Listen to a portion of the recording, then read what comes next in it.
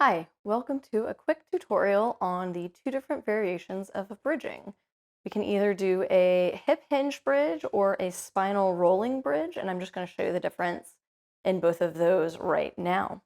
So if you are lying on your back in your bridge position, you want to have, for the purposes of this, your feet hip width apart, your knees hip width apart. So I have everything in alignment.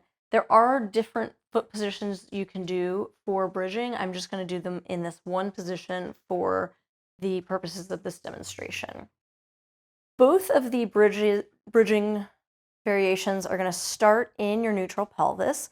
So heels of the hands on the hips, pubic bone underneath the fingertips, and you want all of those to be in the same plane. So you have a nice crease and fold here in the hip flexor, so where the upper leg bone meets the pelvis. I am going to actually take my arms up to the ceiling so that you can see what's happening in my hip joint.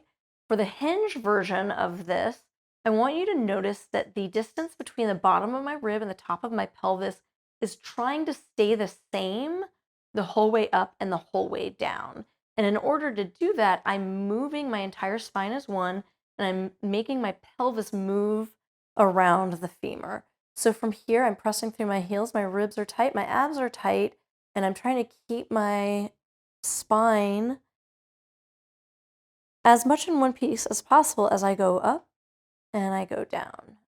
And so the femur is moving in the pelvis and vice versa, but I'm trying to keep as much of my spine moving as if there's a steel rod in it as possible. Now, the second variation is where you go through a imprinted spine. And so you're going to start the movement where if you have that neutral pelvis, you start by curling the pubic bone to the ceiling from the lower abs, and then you use those lower abs to continue to peel off the mat one vertebrae at a time until you get into the position where your knees, hips, ribs, and shoulders are in a diagonal line.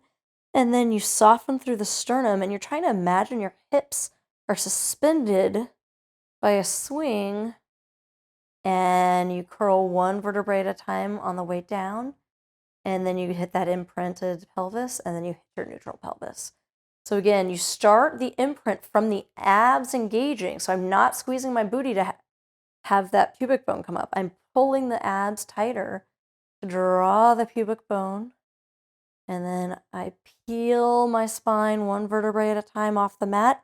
I do want to come all the way up into that high bridge position, knee, hip, rib, shoulder.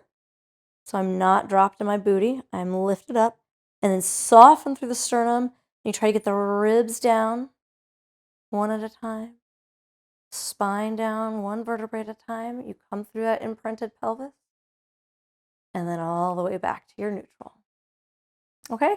And there's different instances in which you would use the different bridges, and you'll hear me say either hinge bridge or rolling bridge, and then that is what the difference is whether you're hinging at the hips or rolling through the spine. I hope that helps. I'll see you next time.